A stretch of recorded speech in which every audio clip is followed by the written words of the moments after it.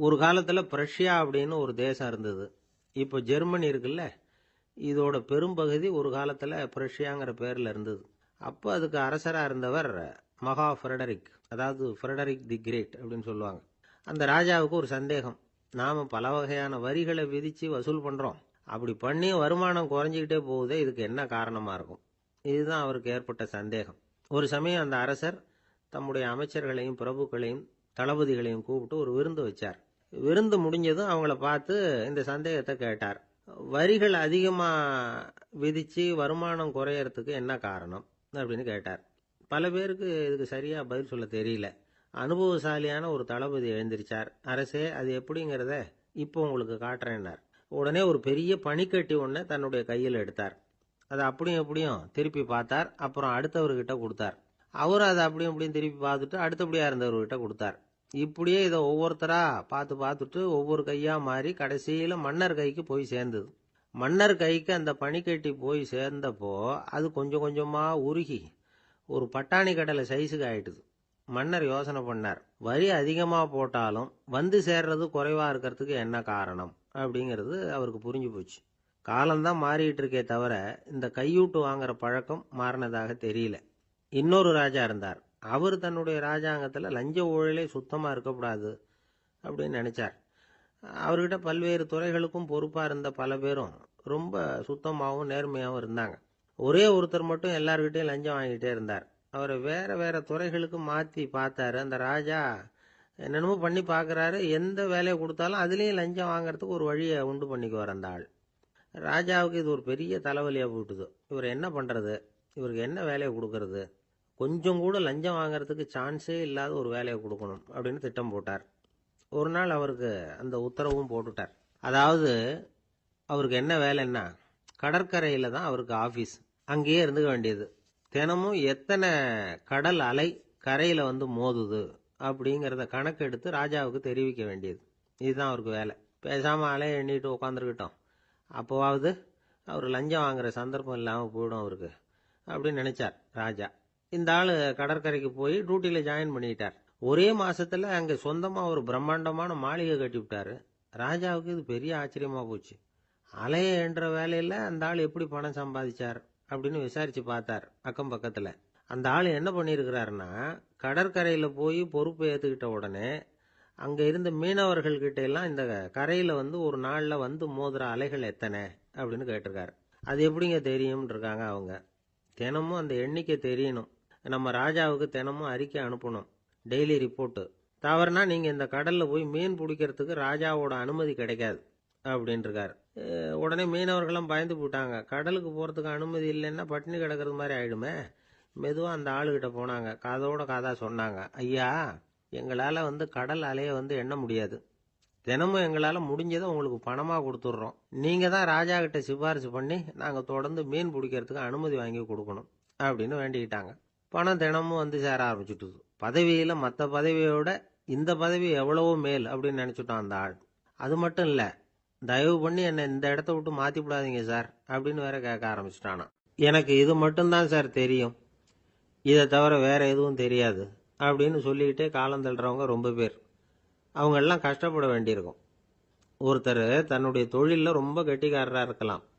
அதுக்காக எப்பவும் அதே ஞாபகத்தில் இருந்துக்கிட்டு உலகியல் அறிவு இல்லாமல் இருந்துடக்கூடாது. அது ஆபத்து. இதுக்காக நம்ம தாத்தா பாட்டிலாம் ஒரு கதை சொல்லுவாங்களே, கேள்விப்பட்டிருக்கீங்களா? ஒரு சமயம் ஒரு 4 பேர் சேர்ந்து வெளியூருக்கு பிரயாணம் போனாங்களாம். அந்த 4 பேர் எப்படி தெரியுமா? ஒருத்தர் வந்து வேதாந்தி, இன்னொருத்தர் சங்கீத வித்வான், 3வது ஆள் வைத்தியர், 4வது ஆள் ஜோசியர். இவங்க 4 பேரும் நண்பர்கள். அதனால சேர்ந்து புறப்பட்டாங்க. வழியில் ஒரு ஊரில் தங்கினாங்க. இருட்டி போச்சு. அதனால் இன்னைக்கு ராத்திரி இங்கேயே தங்கி இருந்துட்டு நாளைக்கு புறப்படலாம் அப்படின்னு தீர்மானம் பண்ணாங்க. சாப்பாட்டுக்கு என்ன பண்ணுறது? அங்கேயே கடத்தெருவுக்கு போய் சாமான்லாம் வாங்கியாந்து சமைச்சு சாப்பிட்லாம்னு முடிவு பண்ணாங்க. 4 பேர் இருக்கிறதுனால ஆளுக்கு ஒரு காரியமாக செய்யலாம் அப்படின்னு வேலையை பிரிச்சுக்கிட்டாங்க. வைத்தியர் வந்து கரிகாய் வாங்க போனார், வேதாந்தி வந்து எண்ணெய் வாங்க போனார், ஜோசியர் வந்து பலசரக்கு வாங்க போனார், சங்கீத வித்வானுக்கு சமைக்கிற வேலை. எல்லாம் சரி, ஆனால் நடந்தது என்ன தெரியுமா? கடைத்தெருவுக்கு காய்கறி வாங்க போனார்ல வைத்தியர், அங்கே போய் மார்க்கெட்டில் பார்த்தார். ஒவ்வொரு கறிகாயாக எடுத்து பார்த்தார். இது பித்தம், உடம்புக்கு ஒத்துக்காது. இது வாயு, உடம்புக்கு ஒத்துக்காது அப்படின்னு ஒவ்வொன்றா தள்ளினார். கடைசியில் ஒன்றுமே தேரல. வெறுங்கையோட திரும்பி வந்துகிட்டு இருக்கிறார். எண்ணெய் வாங்க போனார வேதாந்தி. அவர் ஒரு தொன்னையில் எண்ணெயை வாங்கினார். பேசாமல் அதை எடுத்துகிட்டு வர வேண்டியது தானே, முடியல. அவருடைய வேதாந்த மூளை சிந்திக்க ஆரம்பிச்சுட்டுது. இந்த தொன்னைக்கு எண்ணெய் ஆதாரமா அல்லது எண்ணெய்க்கு தொன்னை ஆதாரமா அப்படிங்கிற ஆராய்ச்சியில் இறங்கினார். என்னாச்சு தெரியுமா? அப்படி கவுத்து பார்த்தார். வாங்கின எண்ணெய் பூராவையும் வழியில் கொட்டிவிட்டு வெறும் தொன்னையோடு வந்து சேர்ந்தார். பலசரக்கு வாங்க போனார் ஜோசியர். அவர் ஒரு வழியில் பார்த்தாரு. வழியில் வந்தவங்களெல்லாம் அங்கங்கே ஒரு மரத்தடியில் உட்கார வச்சு அவங்களுக்கெல்லாம் ஆர்வம் சொல்ல ஆரம்பிச்சிட்டார். அப்படி ஒவ்வொருத்தராக சொல்லி முடிச்சுட்டு கடத்தருக்கு போய் சேர்ந்தார். இவர் அங்கே போய் சேர்றதுக்குள்ளே ரொம்ப நேரம் ஆயிட்டுது. கடையெல்லாம் பூட்டிவிட்டு போயிட்டாங்க. என்ன செய்யறது? அவரும் வெறுங்கையோட திரும்பி வந்து சேர்ந்தார். சரி, இவங்க கதை தான் இப்படி ஆச்சு. அங்கே சமைக்கிறதுக்காக உட்காந்துருந்தார் சங்கீத வித்வான். அவரு கதை என்னாச்சு தெரியுமா? அங்கே அவர் அடுப்பை பற்ற வச்சு ஒலையை கொதிக்க வச்சார். அதாவது ஒரு பானையில் தண்ணியை ஊற்றி அடுப்பில் வச்சார். அது கொதிக்க ஆரம்பிச்சுது. தண்ணி கொதிக்கிற சத்தம் இருக்குதுல்ல, அது இவருக்கு தாளம் போடுறது மாதிரி இருந்தது. ஒரே குஷி, பாட ஆரம்பிச்சுட்டார். பாடிக்கிட்டே உற்சாகமாக கையில் இருந்த கரண்டியால் அந்த பானையில் தட்டினார், தாளம் போடுறதா நினச்சிக்கிட்டு. அவ்வளவுதான், பானை பட்டுன்னு உடஞ்சி போச்சு. தலையில் கையை வச்சுக்கிட்டு அவரும் உட்காந்துட்டார். எந்த தொழில் தெரிஞ்சாலும் சரி, அதை புத்திசாலித்தனமாக பயன்படுத்த தெரியலன்னா ஆபத்து தான். அதுக்காக தான் இந்த கதை. ஒரு பஸ்ஸு டிரைவர் ரொம்ப கெட்டிக்காரரு. பஸ்ஸை ரொம்ப திறமையாக ஆபத்து இல்லாமல் ஓட்டினதுக்காக பரிசுலாம் வாங்கினவர். அவரே ஒரு படகு ஓட்டுறதுக்காக அழைச்சிட்டு போயிருக்கிறாங்க, மோட்டார் படகு. அதையும் ரொம்ப திறமையாக தான் ஓட்டிகிட்டு போயிருக்கிறாரு. நடுக்கடலில் போனதும் படகு நின்று போச்சு. மோட்டாரில் ஏதோ கோளாறு. என்ன செய்யலாம் அப்படின்னு அந்த டிரைவரை கேட்டிருக்கிறாங்க படகுல இருந்தவங்கெல்லாம். அப்போ அவர் சொன்னாராம், கவலைப்படாதீங்க, ஒன்றும் பிரச்சனை இல்லை, எல்லாரும் கொஞ்சம் கீழே இறங்கி பின்னாடி தள்ளுங்க, மோட்டார் ஸ்டார்ட் ஆகிடும் அப்படின்னாராம். ஒருத்தரை பார்த்து உன்னுடைய நண்பர்கள் யார் அப்படின்னு ஒரு கேள்வி கேட்டு பாருங்க. கொஞ்சம் யோசிச்சு யோசிச்சு பதில் சொல்லுவாங்க. அவங்க கிட்டேயே உன்னுடைய எதிரிகள் யார் அப்படின்னு கேளுங்க, கடகடன்னு ஒப்பிச்சிருவாங்க. நம்ம மனசு இருக்க, அது எப்படின்னா நம்ம நண்பர்களை விட எதிரிகளை அது நல்லா ஞாபகத்தில் வச்சுக்கும். இது ஒரு ஆச்சரியமான உண்மை. உங்களால் நண்பர்களை மறந்துட முடியும், ஆனால் எதிரிகளை மறந்துட முடியாது. இது ஒரு வேடிக்கையான நிலைமை தான். அழகான தருணங்களை நாம் ஏன் மறந்துடுறோம்?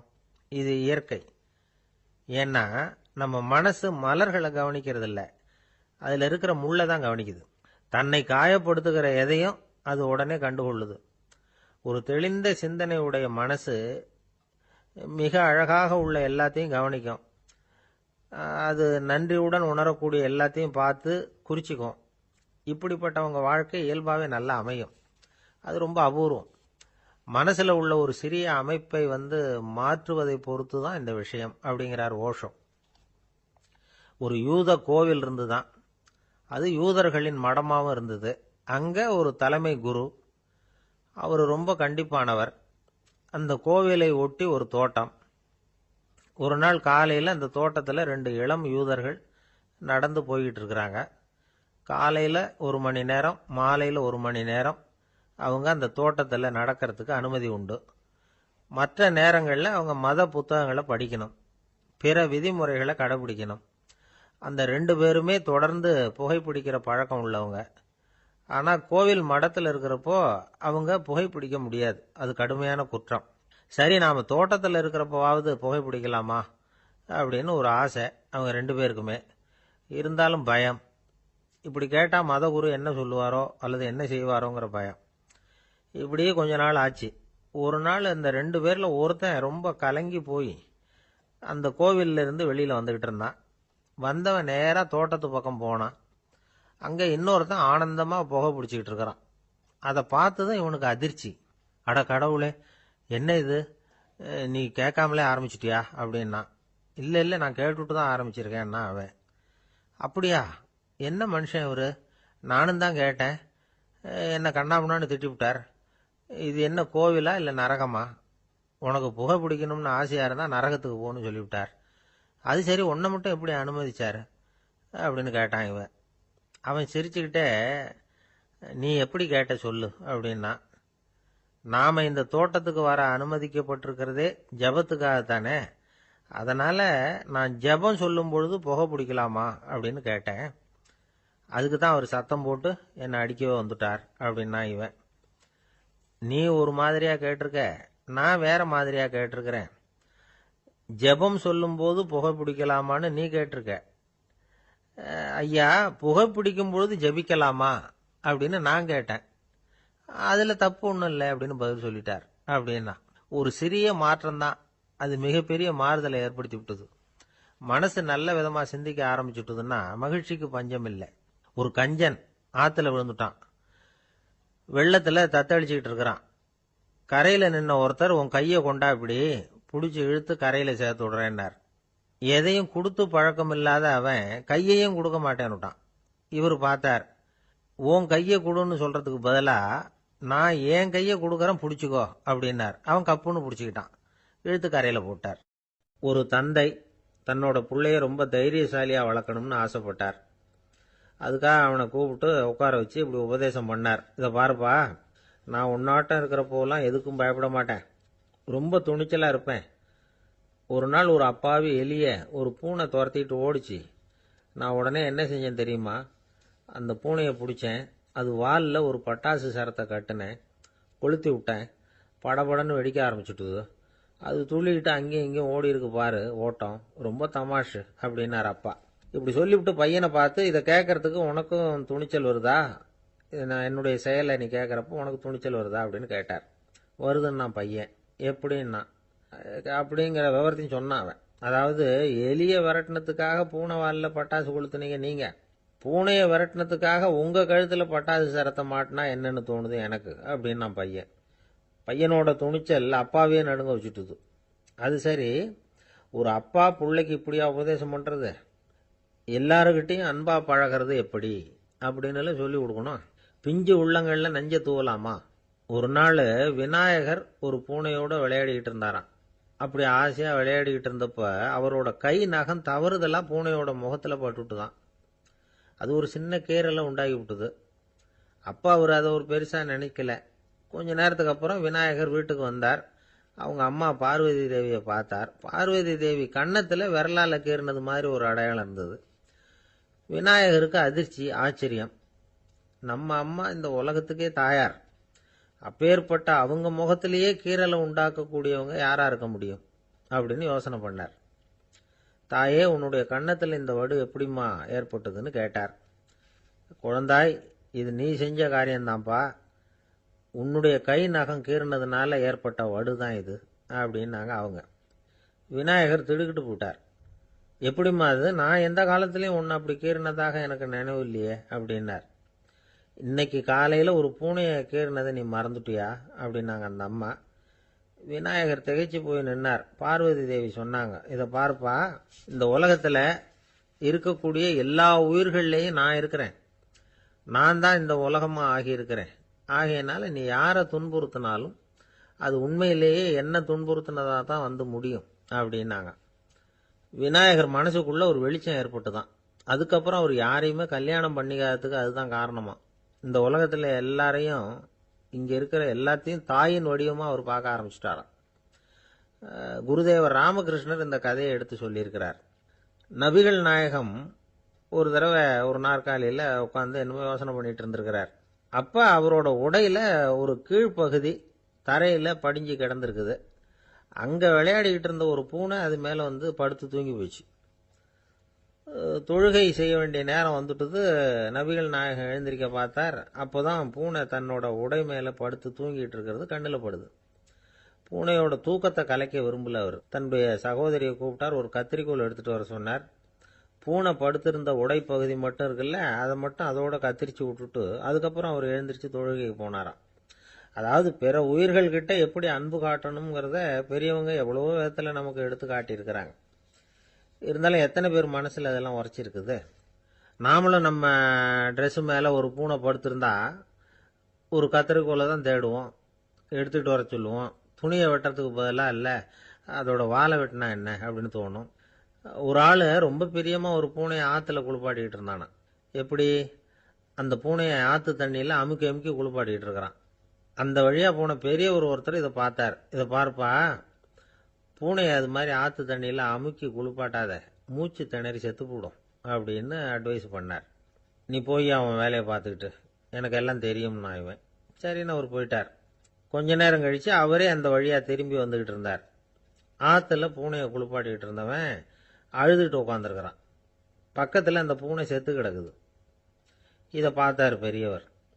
நான் தான் அப்போவே சொன்னேனே அந்த பூனையை ஆற்றுல நினைக்காதேன்னு, அதை கேட்டிருந்தா இப்படி ஆயிருக்குமா அப்படின்னார்.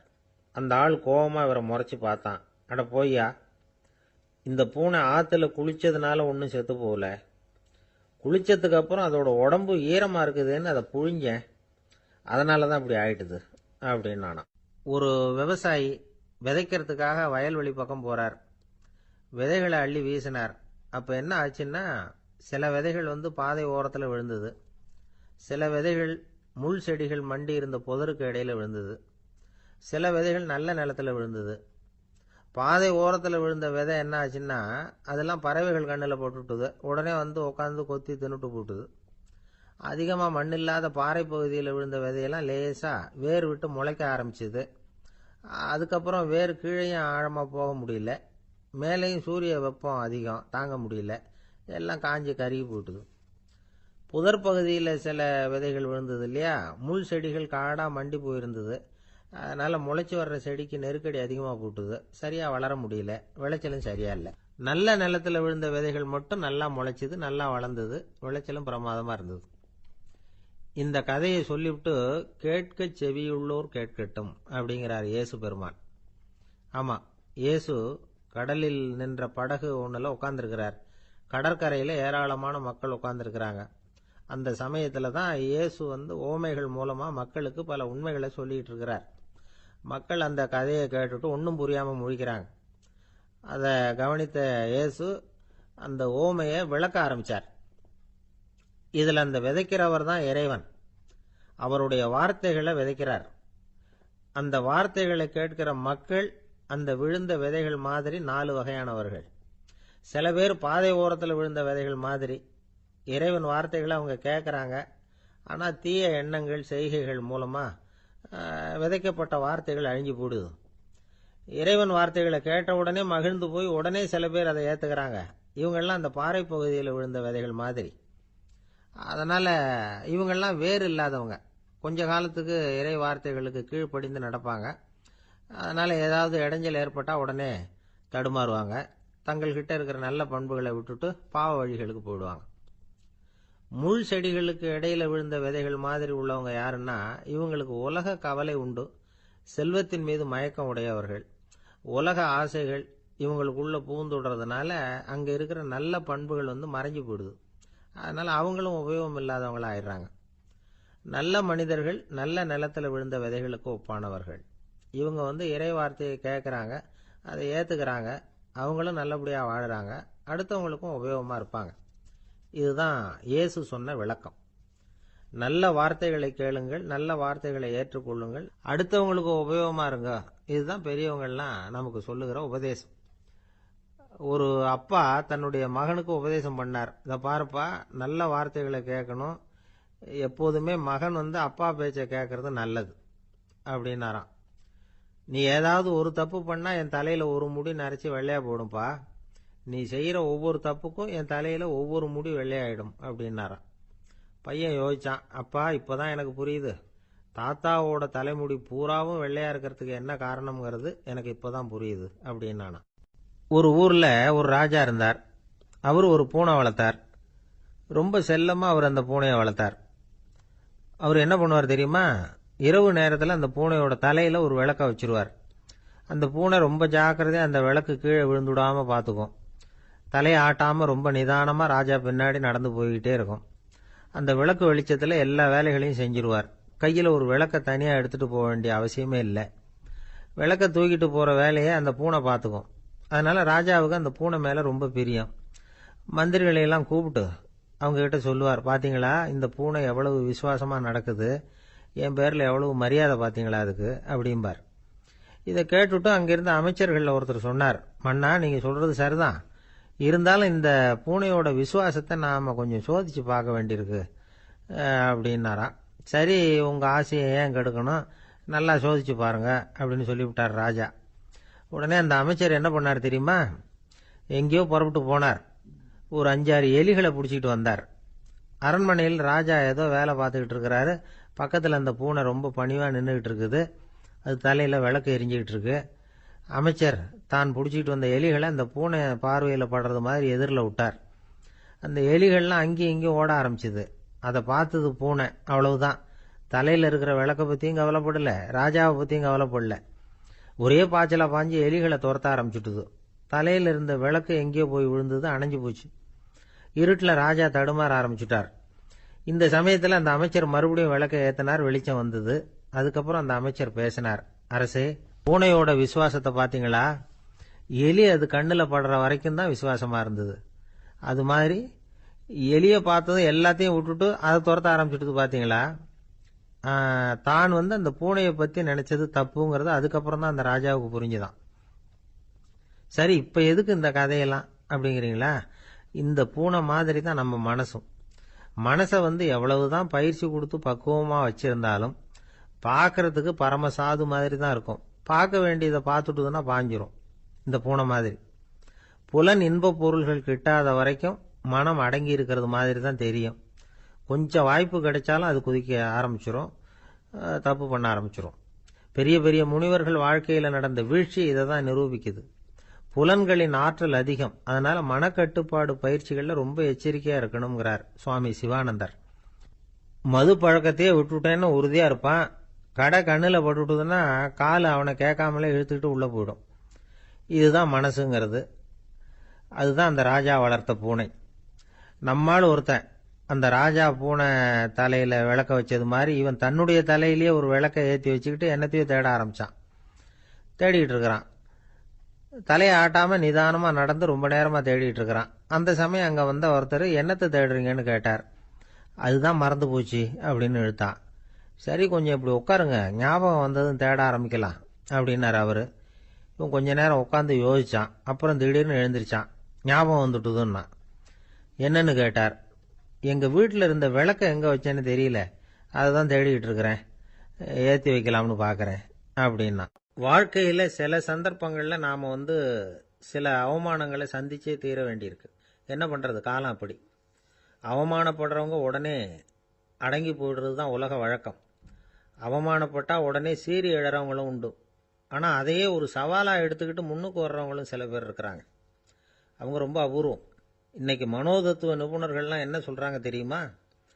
அவமானப்பட்டுட்டா உடனே அடங்கி போயிடக்கூடாதான். அதையே ஒரு சவாலா எடுத்துக்கிட்டு மனசுல ஒரு வைராக்கியத்தோட முயற்சி பண்ணனா வாழ்க்கையில எல்லாரும் முன்னேறலாமா.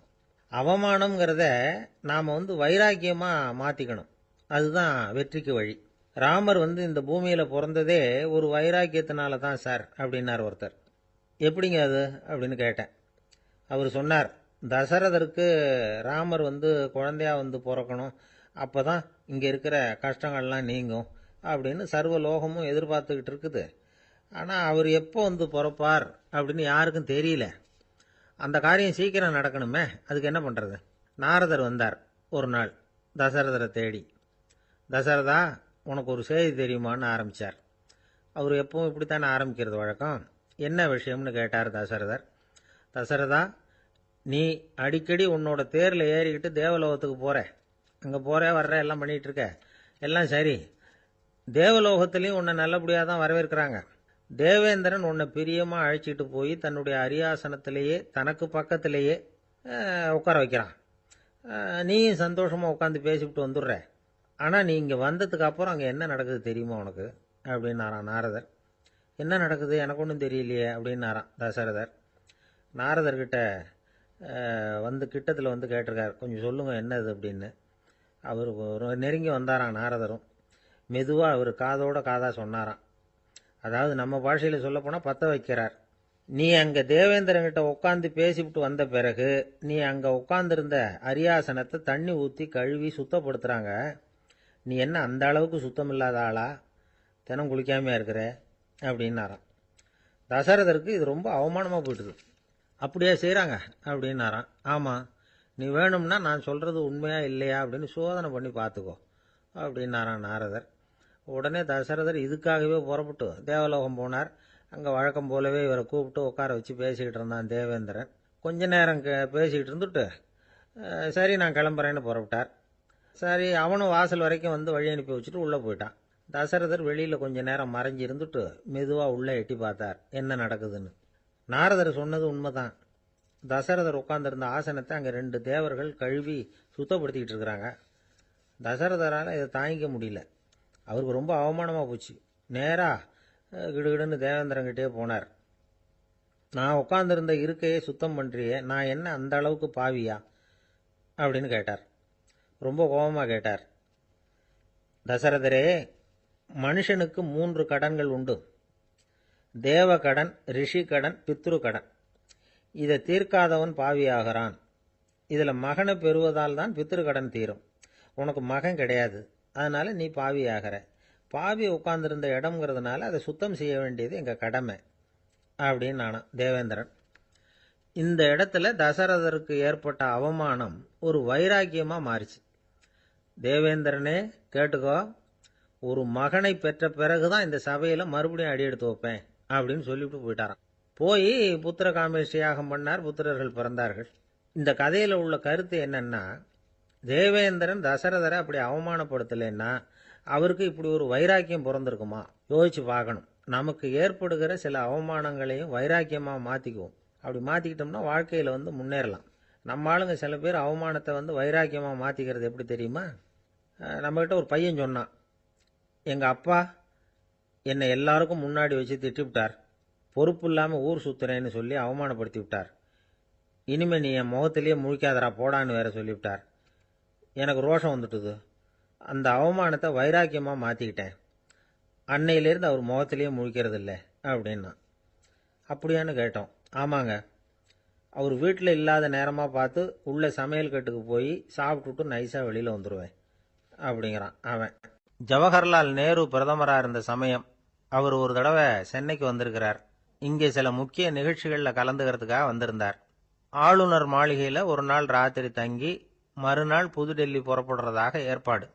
நிகழ்ச்சியிலெல்லாம் முடிச்சுக்கிட்டு ஆளுநர் மாளிகையில் தங்கி இருக்கிறார். அன்றைக்கு இரவு படிக்கிறதுக்கு ஒரு முக்கியமான புத்தகம் அவருக்கு தேவைப்பட்டது. அந்த சமயத்தில் உலக அளவில் ஒரு முக்கியமான பொருளாதாரம் சம்பந்தமான ஒரு புத்தகம் வெளியாகி இருக்கிற விஷயம் அவருக்கு தெரியும். அந்த புத்தகம் மெட்ராஸுக்கு வந்திருக்குமா, அது இங்கே கிடைக்குமா அப்படின்னு விசாரிச்சிருக்கிறார் நேருஜி. அவர் இப்படி கேட்ட உடனே அங்கே இருந்தவங்கெல்லாம் ரொம்ப பரபரப்பாக செயல்பட ஆரம்பிச்சுட்டாங்க. முக்கியமான இடங்கள்ல எல்லாம் விசாரிச்சிருக்கிறாங்க அந்த புத்தகம் உங்ககிட்ட இருக்கான்னு. சென்னையில் உள்ள கன்னிமாரா நூல் நிலையத்துக்கு எப்படியும் அந்த புத்தகம் வந்திருக்கணும் அப்படின்னு ஒரு நம்பிக்கை. அங்கே விசாரித்தாங்க. அந்த புத்தகம் 2 நாளைக்கு முன்னாடி தான் அங்கே வந்திருக்குது அப்படிங்கிற விஷயம் தெரிஞ்சுது. உடனே எல்லாரும் அங்கே ஓடினாங்க. அவங்களுக்கு இன்னொரு சந்தேகம், புத்தகம் வந்திருக்கு சரி, அது இந்த சமயத்தில் வேற யாரும் படிக்கிறதுக்கு எடுத்துகிட்டு போயிருக்கக்கூடாதே அப்படிங்கிற சந்தேகம் இருந்தாலும் மனசுக்குள்ள ஒரு தைரியம். இப்படி ஒரு புத்தகம் வெளிவந்திருக்கிற விஷயமே நேருஜி சொல்லி தான் நமக்கே தெரியும். அதுவும் இல்லாமல் உலக பொருளாதாரம் சம்பந்தமான ஏதோ ஒரு புத்தகம் அது. அதை போய் இந்த நேரத்தில் அவ்வளவு ஆர்வமாக யார் எடுத்துகிட்டு போயிட போகிறாங்க அப்படிங்கிற தைரியம். இந்த தைரியத்தோடு அந்த நூல் நிலையத்துக்கு ஓடினாங்க. புத்தகத்தை தேடினா அது கிடைக்கல. யாரோ எடுத்துகிட்டு போயிருக்கிறாங்க. நேருவுக்கு மட்டுமே தெரிஞ்சிருந்த அந்த புத்தகம் பற்றின விஷயம் சென்னையில் வேற ஒருத்தருக்கும் தெரிஞ்சிருக்குது. உடனே எல்லாரும் பரபரப்பாக அந்த அதுக்குன்னு இருக்கிற ரிஜிஸ்டர் இருக்குல்ல, பதிவேடு, அதை புரட்டி பார்க்குறாங்க யார் எடுத்துகிட்டு போகிறாங்கன்னு தெரிஞ்சுக்கிறதுக்காக. எடுத்துகிட்டு போனவங்க அதில் கையெழுத்து போட்டிருப்பாங்கல்ல, அதை பார்த்து யாருன்னு தெரிஞ்சுக்கலாம் அப்படிங்கிறதுக்காக தான் அதை புரட்டுறாங்க. அதோ அந்த புத்தகத்தோட பேர் பக்கத்தில் அதை எடுத்துக்கிட்டு போனவங்க கையெழுத்து உத்து பார்க்குறாங்க எல்லாரும். அதில் போட்டிருக்குது பேர் CN அண்ணாதுரை அப்படின்னு எழுதியிருந்தது. அவர் தான் பேரறிஞர் அண்ணா. நேரு படிக்க விரும்பின ஒரு புத்தகத்தை அதே நேரம் படிக்க விரும்பின இன்னொரு தலைவர் இவர். படிக்கிறதுல அவருக்கு இருந்த ஆர்வத்தை நாம் தெரிஞ்சுக்கணும்னா அதுக்கு எவ்வளவோ சம்பவங்கள் இருக்குது. கடைசி காலத்தில் அவர் அடையாறு மருத்துவமனையில் படுத்திருக்கிறார். அவருக்கு ஒரு முக்கியமான அறுவை சிகிச்சை செய்ய வேண்டியிருக்குது அவசரமாக. அமெரிக்காவிலேருந்து டாக்டர் மில்லர் வந்திருக்கிறார். அவர்கிட்ட கேட்குறார், டாக்டர் நாளைக்கே அறுவை சிகிச்சை செய்ய போகிறீங்களா அப்படின்னு. ஆமாங்கிறார் டாக்டர் மில்லர். நாளைக்கு மறுநாள் செஞ்சுக்கிறேனே அப்படின்னாரான் அண்ணா. ஏன் ஏதாவது நாள் பார்க்குறீங்களான்னு கேட்டிருக்கார். இல்லை, ஒரு புத்தகத்தை படிச்சுக்கிட்டு இருக்கிறேன், அதை நாளைக்குள்ளே முடிச்சிருவேன், அதுக்கப்புறம் நான் இறந்தாலும் கவலை இல்லை அப்படின்னாராம் இவர். அவர் தான் அறிஞர் அண்ணா. சங்ககால நூல்கள்லேருந்து சமீபத்தில் வந்த நூல்கள் வரைக்கும் எல்லாம் அவர் படிச்சிருக்கிறார். ஒரு திருமண விழாவில் அவர் பேசும்பொழுது சொன்ன விஷயம் இது. சங்க காலத்தில் காதலியை மணக்க விரும்புகிறவனுக்கு அவனுடைய தந்தை வீர சோதனைகள்லாம் வைப்பாரு. போய் புலிப்பல் கொண்டுகிட்டு வா, அப்போதான் என் பொண்ணை கொடுப்பேன் அப்படின்னு சொல்லுவார். காதலன் உடனே காட்டுக்கு போவான், ஒரு புலியை கொன்று அதனுடைய பல்லை கொண்டுகிட்டு வருவான். அதை வீர பதக்கத்தில் பதிச்சு அவனுக்கு மாமனார் சூட்டுவார் கல்யாண சமயத்தில். இப்போலாம் காதலன் கிட்ட அப்படி சொல்ல முடியாது. இப்போலாம் காதலன் கிட்ட காட்டுக்கு போய் புலிப்பல் கொண்டுகிட்டு வான்னு யாராவது சொன்னா புலி தான் மாப்பிள்ளையா வந்து சேரும் அப்படின்னார். உலகத்தில் எது எதுக்கும் ஆராய்ச்சி கூடங்கள் இருக்குதுல்ல, அது மாதிரி தூக்கத்தை பற்றி ஆராய்ச்சி பண்ணுறதுக்கு ஒரு ஆராய்ச்சி கூடம் இருக்குது. அப்படி ஆராய்ச்சி பண்ணணும்னா அதுக்கு மூழ்கிக்கிட்டு இருக்கணும்ல. அதனால தான் அந்த ஆராய்ச்சி கூடம் இங்கே இல்லை. அமெரிக்காவில் பாஸ்டன் பல்கலைக்கழக மருத்துவமனையில் அது இருக்குது. அங்கே தூக்கத்தை பற்றி பலவிதமான ஆராய்ச்சிகள் பண்ணிகிட்டு இருக்கிறாங்க. அந்த ஆராய்ச்சி கூடத்தில் இயக்குனராக இருக்கிற ஒரு நிபுணர் அவர் என்ன சொல்கிறார் தெரியுமா? உங்களுக்கு தூக்கம் வரலையா, நீங்கள் நல்லா தூங்குறதுக்கு தாராளமாக சில யோசனைகளை என்னால் சொல்ல முடியும் அப்படிங்கிறார். யோசனை தானே, காசா பணமாக கேட்டு வச்சுக்கலாமே. உணவு, மனநிலை, தூங்கும் இடத்தோட சூழ்நிலை, படுக்கைக்கு செல்றப்போ உள்ள பழக்க வழக்கங்கள், இது காரணமாக ஒருத்தருக்கு தூக்கம் வராமல் போகலாம். தூக்கம் வராததுக்கு இதுதான் காரணம்னா அதையெல்லாம் சுலபமாக கட்டுப்படுத்தலாங்கிறார் அவர். தூக்கத்தை வரவழைக்கக்கூடிய ஒரு நல்ல மருந்து உடற்பயிற்சி. ஆனால் ஒன்று, படுக்க போகிற நேரத்தில் இது மாதிரி உடற்பயிற்சிகள் எல்லாம் செய்யக்கூடாது.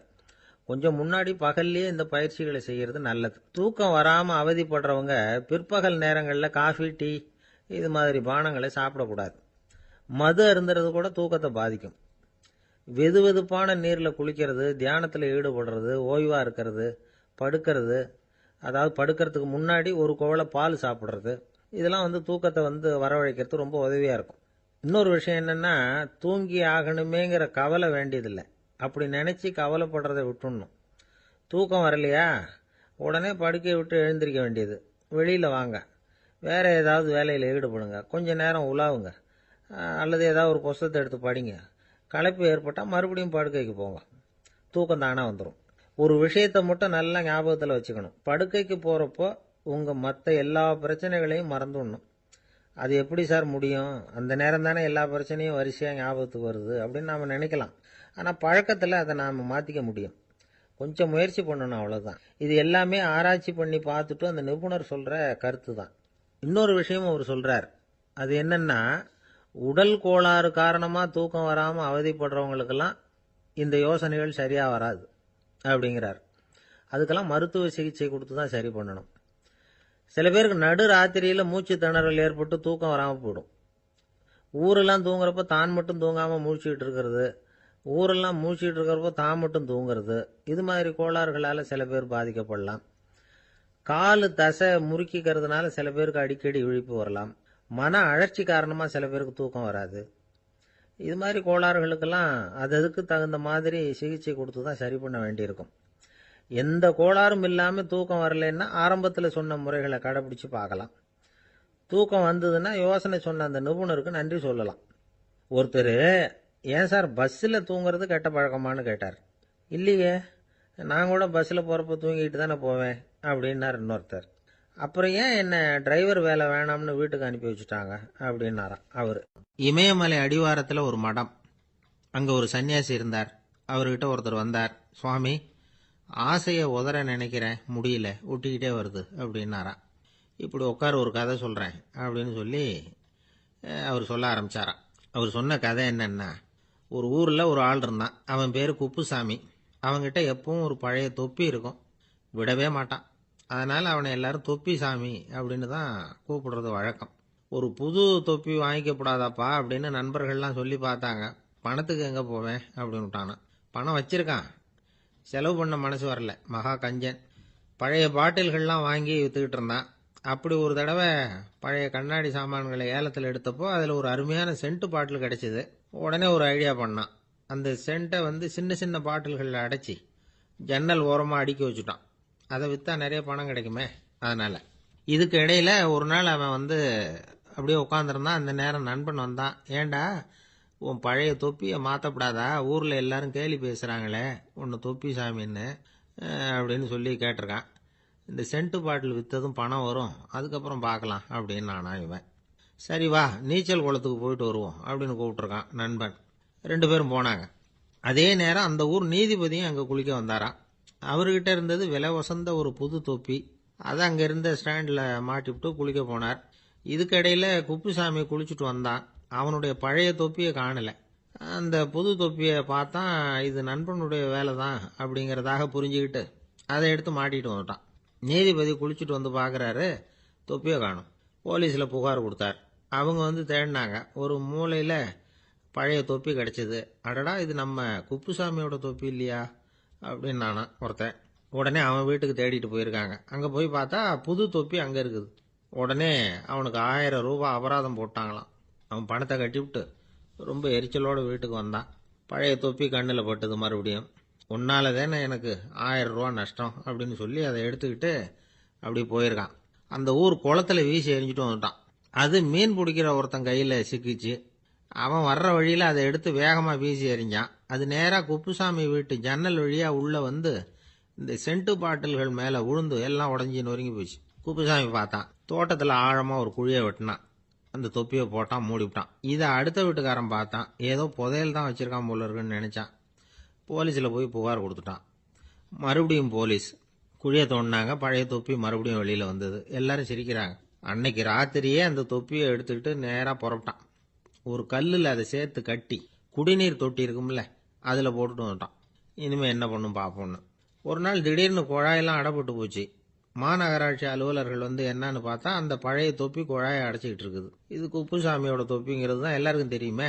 உடனே குடிநீரை வந்து பாழாக்கணத்துக்காக குப்புசாமிக்கு கோர்ட்டு 2500 ரூபாய் அபராதம் போட்டுவிட்டுது. அதையும் கட்டிவிட்டு வெளில வந்தான்.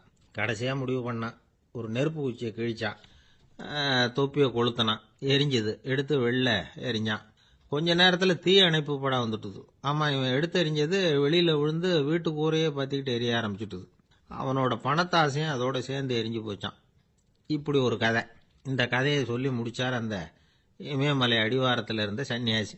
இப்போ அந்த குப்புசாமி எங்கே இருக்கிறான்னு கேட்டார் எதிரில் இருந்தவர். இதோ உன் எதிரிலே இருக்கிறான், நான் தான் அந்த குப்புசாமி அப்படின்னாரான் அந்த சன்னியாசி.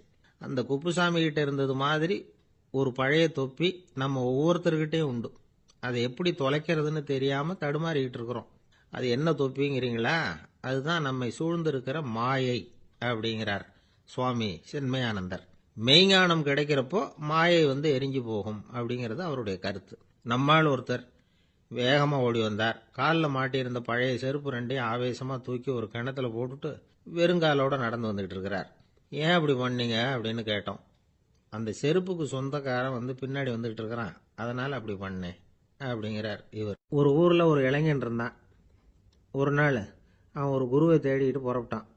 ஊரை விட்டு வெளியில் போனான். போகிற வழியில் ஒரு காடு.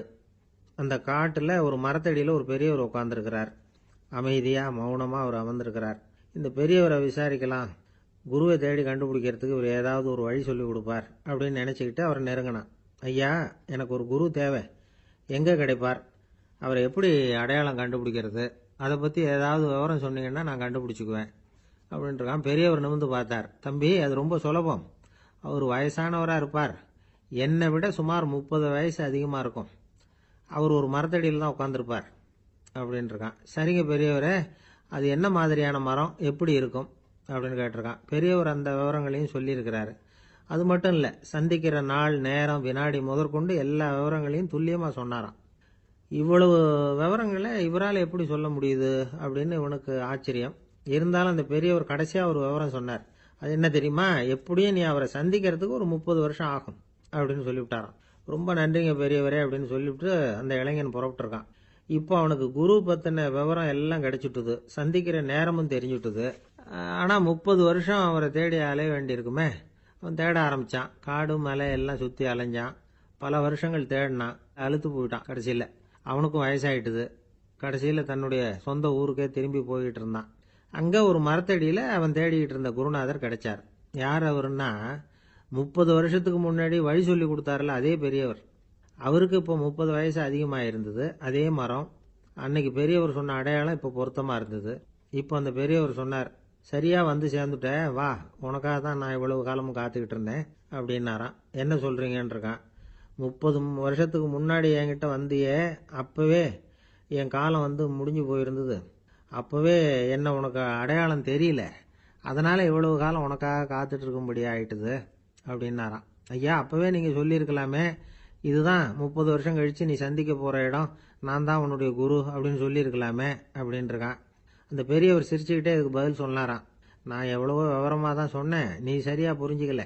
காரணம், அப்போ நீ போதுமான அளவுக்கு பக்குவம் பெற்றிருக்கவில்லை. அதனால புரியும் சக்தி இல்லாம போயிட்டுதப்போ 30 ஆண்டு காலம் நீ அலைஞ்சு தெரிஞ்சிருக்கிற. அது காரணமா இப்போ உனக்கு அந்த பக்குவம் வந்துட்டுது.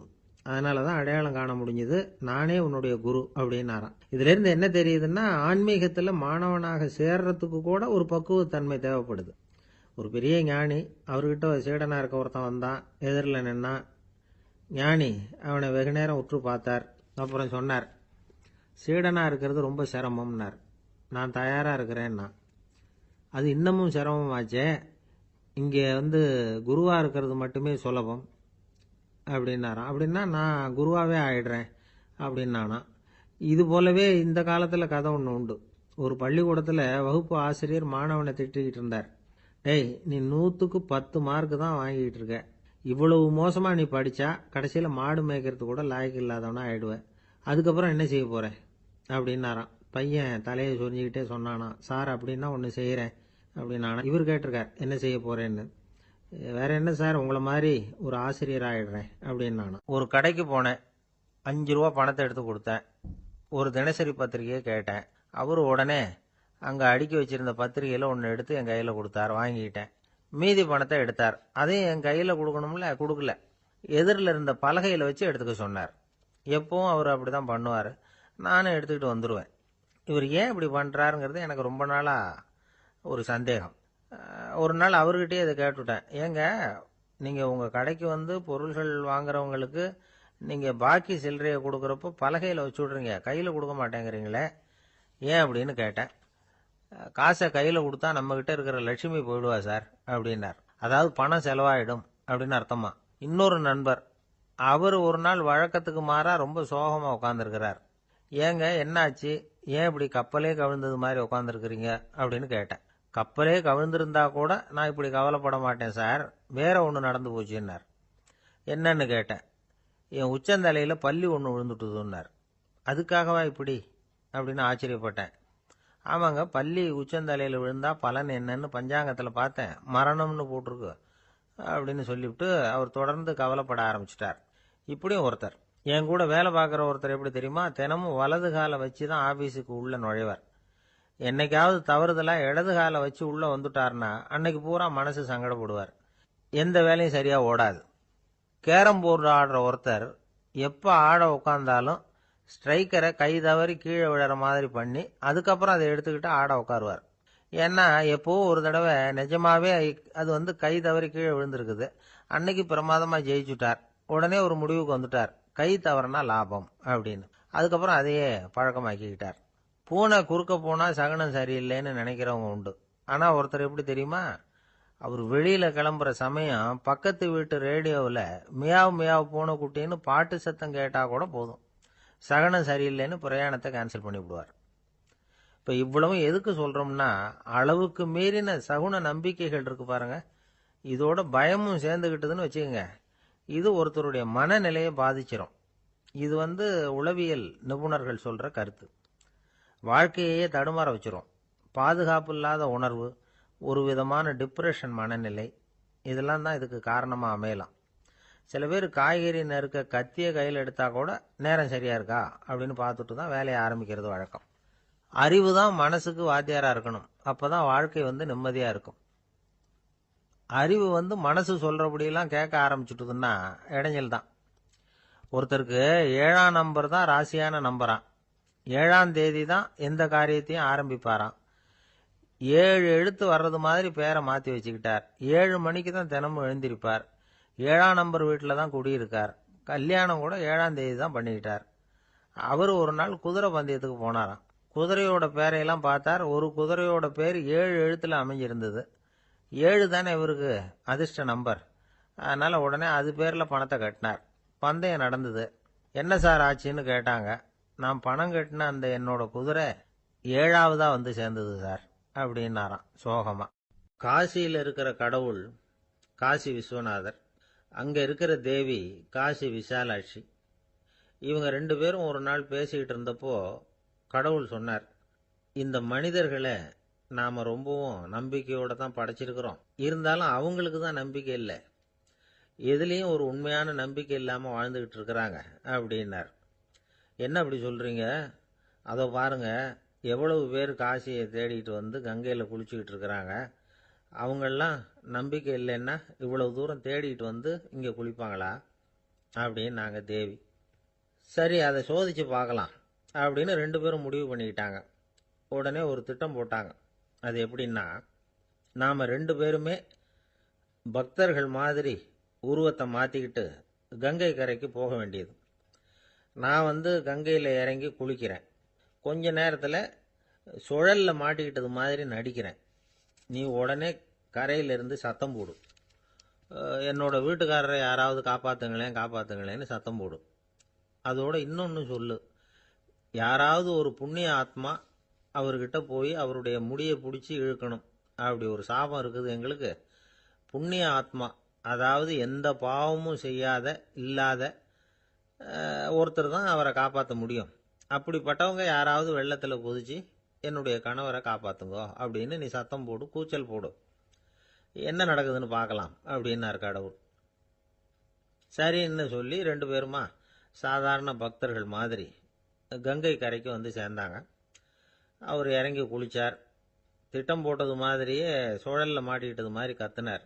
கரையில் இருந்த அந்த அம்மா, ஐயோ என் கணவரை காப்பாற்றுங்களேன், யாராவது காப்பாற்றுங்களேன்னு கத்துனாங்க. பல பேர் ஓடி வந்தாங்க. உடனே இவங்க, பாவம் இல்லாத புண்ணிய ஆத்மா ஒருத்தரால் தான் என்னுடைய கணவர் காப்பாற்றப்படணுங்கிறது விதி, அப்படி ஒரு சாபம் இருக்கு, அதனால் புண்ணிய ஆத்மா யாராவது அவர்கிட்ட போய் அவர் முடியை பிடிச்சி தூக்குனா அவரை காப்பாற்றி போடலாம் அப்படின்னாங்க. இவங்க இப்படி சொன்னதும் எல்லாரும் திகைச்சு போய் நின்றுட்டாங்க. ஒவ்வொருத்தருக்கும் அவங்க செஞ்ச பாவம்லாம் ஒவ்வொன்றா ஞாபகத்துக்கு வர ஆரம்பிச்சுட்டுது. சரி, இதுக்கு நாம லாயக்கு இல்லை அப்படின்னு சொல்லி ஒதுங்கி போக ஆரம்பிச்சிட்டாங்க எல்லாம். இந்த சமயத்தில் யாரோ ஒருத்தர் வேகமாக ஓடி வந்தார், ஆற்றுல குதிச்சார், அவர்கிட்ட போனார், முடியை பிடிச்சார், தூக்குனார், அவரை காப்பாற்றி கரைக்கு கொண்டுட்டு வந்துட்டார். அப்படி காப்பாற்றின அந்த ஆளை இவங்க 2 பேரும் தனியாக கூப்பிட்டுக்கிட்டு ஒரு மண்டபத்துக்கு வந்துட்டாங்க. வந்து விசாரிக்கிறாங்க. நீ யாரப்பா அப்படின்னு கேட்குறாங்க. ஏதும் தெரியாத மாதிரி. நான் இந்த ஊர் அன்ன சத்திரத்தில் வேலை செய்கிற ஒரு சமையல்காரன் அப்படிங்கிறார். நீ வந்து கங்கையில் குளிக்கிறது உண்டான்னு கேட்டிருக்காங்க. நான் இந்த ஊர்லேயே தான் இருக்கிறேன், இருந்தாலும் தினமும் கங்கையில் குளிக்கிறது இல்லை, எப்பாவது ஒரு நாள் அங்கே குளிப்பேன் அப்படின்னார். கங்கையில் மூழ்கி எழுந்திரிச்சா பாவம்லாம் தொலையும்னு சொல்கிறாங்க. அப்படி இருக்கிறப்போ அங்கே இன்னைக்கு கங்கையில் குளிச்சுக்கிட்டு இருக்கிறவங்கெல்லாம் தங்களை வந்து புண்ணிய ஆத்மாவா நினைக்கல. கங்கையில் குளிக்காத நீ உன்னை வந்து புண்ணிய ஆத்மாவா நினச்சி என்னை காப்பாற்ற வந்திருக்கிற, அது எப்படி அப்படின்னு கேட்டார். அதுக்கு அந்த ஆள் சொல்கிறான், கங்கையில் குதிச்சதுக்கு அப்புறம் தானே உங்களை காப்பாற்ற போகிறோம், அப்படி குதிக்கும் பொழுது என்னுடைய பாவம்லாம் போயிருக்கும்ல, நான் புண்ணிய ஆத்மாவா ஆயிருப்பேனே, அதனால தான் துணிஞ்சு வந்து உங்களை காப்பாற்றினேன் அப்படின்னா. கடவுளும் தேவியும் அவனுக்கு வந்து காட்சி கொடுத்தாங்களாம். இப்படி ஒரு கதை உண்டு. அதாவது கங்கையில் குளிச்சுக்கிட்டு இருக்கிறவங்களுக்கே தங்களுடைய பாவம் போகுங்கிற நம்பிக்கை பரிபூர்ணமாக இல்லை, குளிக்காத ஒருத்தனுக்கு அந்த நம்பிக்கை இருந்தது. அதனால் அவனால் கடவுளை பார்க்க முடிஞ்சது. கடவுளை வந்து நாமளும் பார்க்க முடியுமா முடியாதா அப்படிங்கிற குழப்பம்லாம் நமக்கு வேண்டியதில்லை. நம்பிக்கையோடு வாழணுங்கிற உண்மையை மட்டும் இந்த கதையிலேருந்து புரிஞ்சுக்கிட்டா போதும். ஏன்னா இந்த கதையை கேட்டுட்டு ஒரு நண்பன் குதர்க்கமாக ஒரு கேள்வி கேட்டான்.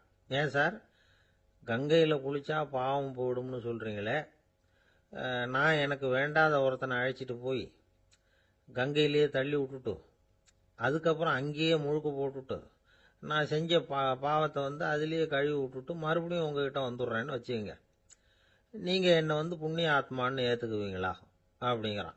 ஆள் கொஞ்சம் அசந்தான், நம்மளே அங்கே அழைச்சிட்டு போனாலும் போயிடுவான். அங்கே நபிகள் நாயகம் உட்கார்ந்துருக்கிறார். அந்த சமயம் அம்மா அங்கே வர்றாங்க.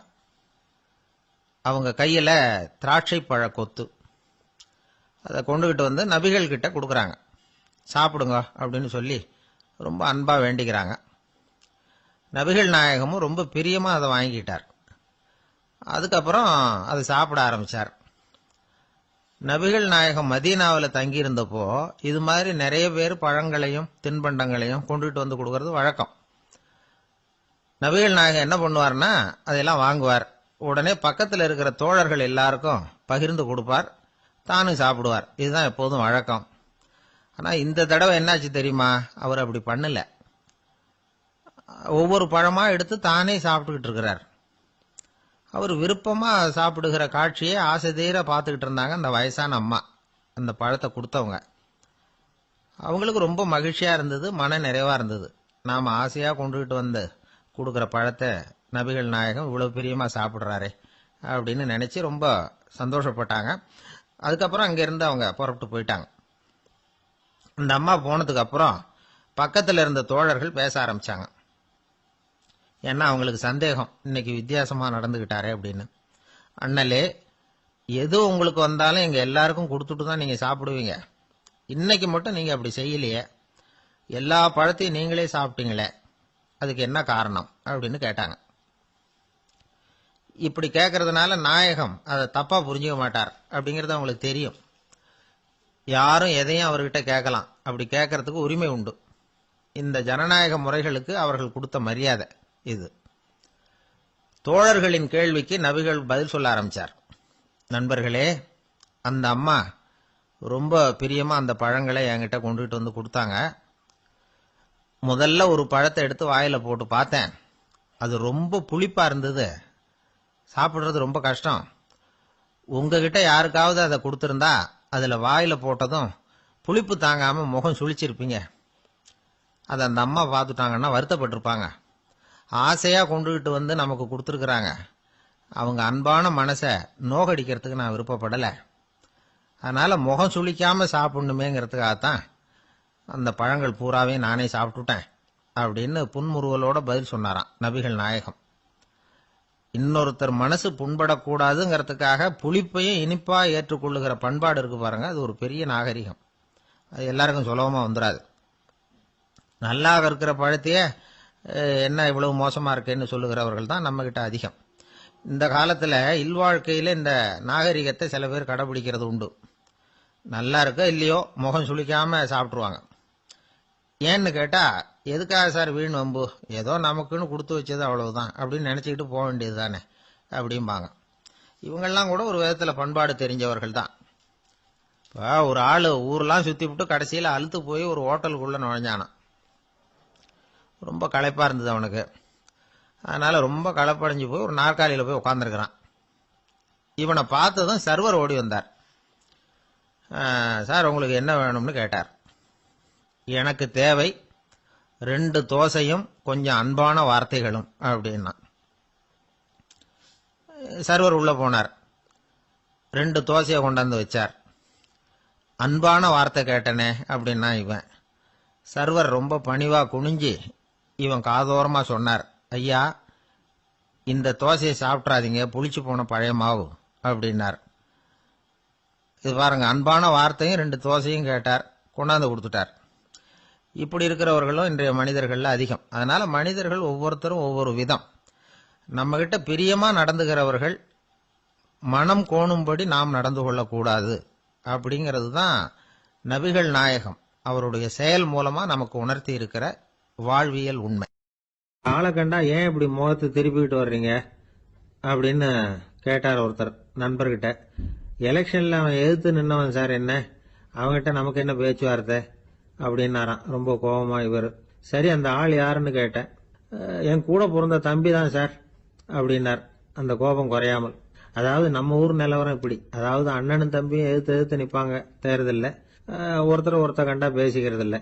ஆனா இங்கிலாந்துல எப்படி தெரியுமா, அங்க ஒரே மேடையில போட்டி போடுற 2 வேட்பாளர்களும் பேசுவாங்களாம், பட்டிமன்றம் மாதிரி.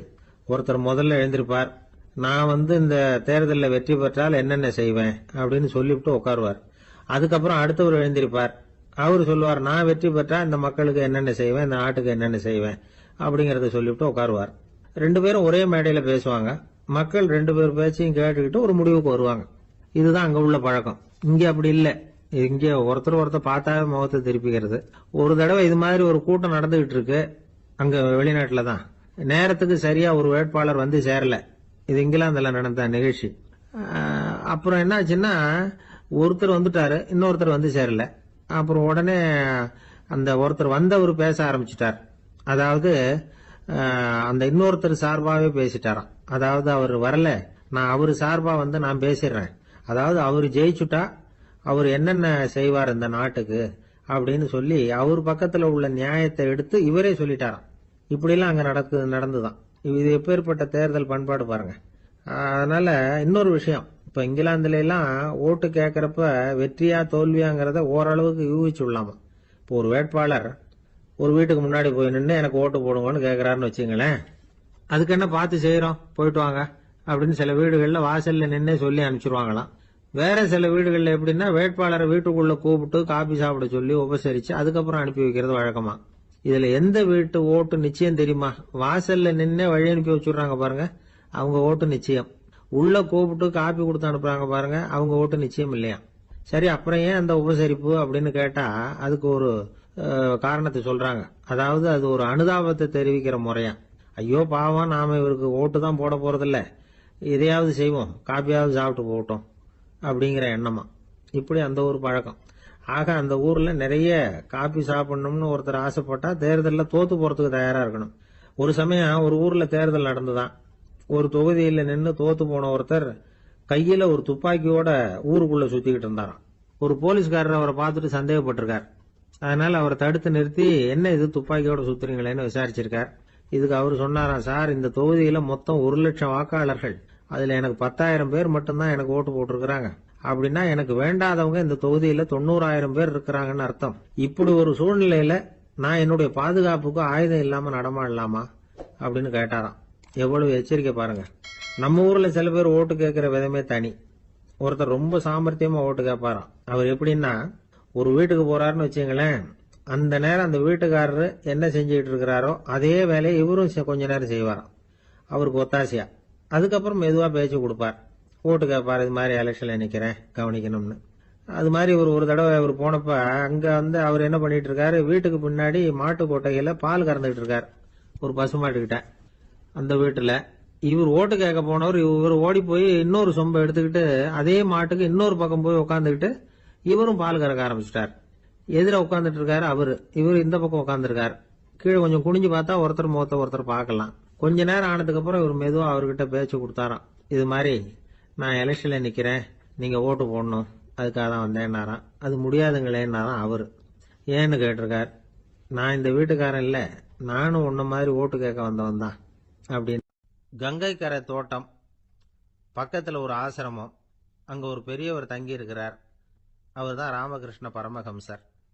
அந்த ஆசிரமம் இருந்த இடம் கரக்பூர். வங்காளத்துல பொதுவா எல்லாரும் மீன் சாப்பிடுறது உண்டு. கங்கையில குளிச்சுட்டு கையில ஒரு மீனோட வர்றது வழக்கம். இவர் இருக்கிற இடத்துக்கு கங்கையில படகு வழியா வரணும். அப்படிதான் எல்லாரும் வருவாங்க. வர்றவங்களை ஒன்று கூட்டி ஆன்மீக விஷயங்களை பத்தி பேசிக்கிட்டு இருப்பார். ஒவ்வொரு நாள் ஒவ்வொருத்தர் நகரத்துக்கு போகணும், வரும்பொழுது மீன் கொண்டுகிட்டு வரணும். அதுக்கு ஒரு அட்டவணையே உண்டு ஆசிரமத்தில். அது பிரகாரம் ஒரு நாள் சுவாமி யோகானந்தர் படகுல போனார். படகை செலுத்தினவங்க ராமகிருஷ்ணரையும் சுவாமி யோகானந்தரையும் மற்றவங்களையும் பித்தர்கள் அப்படின்னு சொல்லி ஏளனமா பேசினாங்க. அவங்க என்ன பைத்தியம் பிடிச்சவங்க அப்படிங்கிறது மாதிரி. சுவாமி யோகானந்தருக்கு ரொம்ப மென்மையான இதயம். இவங்க இப்படி கண்ணாபின்னான்னு பேசுறத பார்த்தா மீனை வாங்கிட்டு திரும்புறப்போ என்ன நடக்குமோ அப்படிங்கிற பயம் வேற வந்துட்டுது அவருக்கு. அவ்வளவு மென்மையானவர். இதை தெரிஞ்சுக்கிட்ட ராமகிருஷ்ணர், யோகானந்தா இங்க வா அப்படின்னு கூப்பிட்டார். இவரு கண்ணீரை தொடச்சிக்கிட்டே கிட்ட போனார். சொன்னார், ஐயா, படகு ஓட்டுறவங்க உங்களை பத்தி மோசமா பேசுறாங்க. என்ன திட்டினா பரவாயில்ல, ஆனா உங்களை அவங்க திட்டுறாங்க, அதை என்னால தாங்கிக்க முடியல அப்படின்னார். இதை கேட்டதும் ராமகிருஷ்ணருக்கு கோபம் வந்துட்டுதான். என்னது, உன்னுடைய குருவை பத்தி அவங்க மோசமா பேசும்பொழுது நீ சும்மா இருந்தியா, வெளியில போ அப்படின்னு விட்டார். குரு நிந்தனை செய்யறப்போ அதை கேட்டுக்கிட்டு சும்மா இருக்கலாமா? குரு நிந்தனையை கேட்டா பாவம் இல்லையா? என்னை தூற்றும் போது அவங்க வந்து பாவம் செய்யறாங்க, அதை கேட்டுக்கிட்டு நீ சும்மா இருந்தா நீயும் பாவம் செய்யற அப்படின்னாராம். அடுத்த நாள் சுவாமி நிரஞ்சனானந்தர் போக வேண்டிய நாள். இவர் படகுல போகும்பொழுதும் அதே மாதிரி நடந்துதான். அவங்க மோசமா பேச ஆரம்பிச்சாங்க, திட்ட ஆரம்பிச்சாங்க. அப்படி கேலி பண்ண ஒருத்தனை இவர் என்ன பண்ணார், பலார்னு கன்னத்தில் அரைஞ்சிட்டார். இன்னொருத்தனை கங்கையில் தூக்கி எறியறதுக்கும் தயாராகிட்டார். அதுக்கப்புறம் அவங்க யாரும் வாயை திறக்கல. மீன் வாங்கிட்டு வர்றப்பவும் படகுல ஒரே அமைதி. அவ்வளவு பயம் அவங்களுக்கு. ராமகிருஷ்ணர் கூப்பிட்டு விசாரிச்சார் என்ன நடந்ததுன்னு. இவர் சொன்னார், அவர் யோகானந்தா போகும்பொழுது என்ன நடந்ததோ அப்படியே தான் இப்பவும் நடந்தது. குரு நிந்தனை செய்யறத கேட்டுக்கிட்டு நான் சும்மா இருப்பேனா, ஒருத்தனை அப்படியே அரைஞ்சுட்டேன், இன்னொருத்தனை ஆற்றுல தூக்கி போட்டுருவேன்னு பயமுறுத்தினேன், அவ்வளவுதான் அப்படின்னாராம். இப்போவும் ராமகிருஷ்ணருக்கு கோபம் வந்துட்டு தான். என்ன இது, அணியறது காஷாயம், இருக்கிறது ஆசிரமம், உனக்கு இவ்வளவு கோபம் வந்ததுன்னா அப்புறம் என்னத்துக்கு ஆசிரமத்தில் இருக்கணும், பிரம்மச்சாரி எப்பவும் அமைதியாக இருக்கணும் அப்படின்னு அறிவுரை சொன்னாராம் ராமகிருஷ்ணர். அப்போ இவர் கேட்டாராம், ஏங்க அவருக்கு ஒரு விதமான அறிவுரை சொன்னீங்க, எனக்கு வேற விதமாக அறிவுரை சொல்றீங்க, இதில் எது உண்மை அப்படின்னு கேட்டிருக்கார். இதுக்கு ராமகிருஷ்ணர் சொன்ன பதில் என்னன்னா, அட அசடே, சக்கரத்தில் காற்று அதிகமாக இருந்தால் குறைக்கணும், குறைச்சலாக இருந்தால் கூட்டணும். அவன் சாது, அவனுக்கு அதிக உணர்ச்சி தேவை, உனக்கு படபடப்பு அதிகம், உனக்கு பொறுமை தேவை அப்படின்னாராம். இதில் உள்ள கருத்து என்னன்னா, கல்விங்கிறது எப்படின்னா அதை சூழ்நிலைக்கு தகுந்த மாதிரி கற்பிக்கணும். எல்லாருக்கும் ஒரே மாதிரி கற்பிக்கக்கூடாது. கேட்குற ஒரு தகுதி, புரிஞ்சுக்கிற திறமை, இதை பொறுத்து கல்வி அமையணும். ஆரம்ப காலத்தில் ஒரு குரு, அப்போ ஒரு சீடன் இருந்தான். அது வேடிக்கையான குரு, வேடிக்கையான சீடன். ஒரு ஆசிரமம். ஒரு நாள் ஒருத்தன் அவசரமாக அந்த குருவை தேடி வந்திருக்கிறான். என்ன விஷயம்னு விசாரிச்சார் குரு. உங்கள் சீடர் என்னை அடிச்சுட்டார் அப்படின்னு புகார் பண்ணானா அந்த ஆள். குரு சீடனை கூப்பிட்டார். அடிச்சியா இந்த ஆளை அப்படின்னு கேட்டாராம். ஆமான் இருக்கான் சீடன். ஏன் அடிச்சே அப்படின்னு கேட்டாராம். இந்த ஆள் உங்களை பற்றி மட்டமாக பேசிவிட்டான், என்னால் அதை தாங்கிக்க முடியல, அதனால தான் அடிச்சுட்டேன் இருக்கான். அப்படி என்ன பேசினா அப்படின்னு கேட்டாராம். உன்னுடைய குருநாதர் இப்பெல்லாம் அர்த்தமில்லாமல் பேச ஆரம்பிச்சுட்டார் அப்படின்னு சொல்லிவிட்டான், அதனால தான் அடிச்சுட்டேன் அப்படின்னானா. அதுக்காக அடிச்சே அப்படின்னாராம். நான் அதுக்காக அடிக்கல குருவே, இப்பெல்லாம் நீங்கள்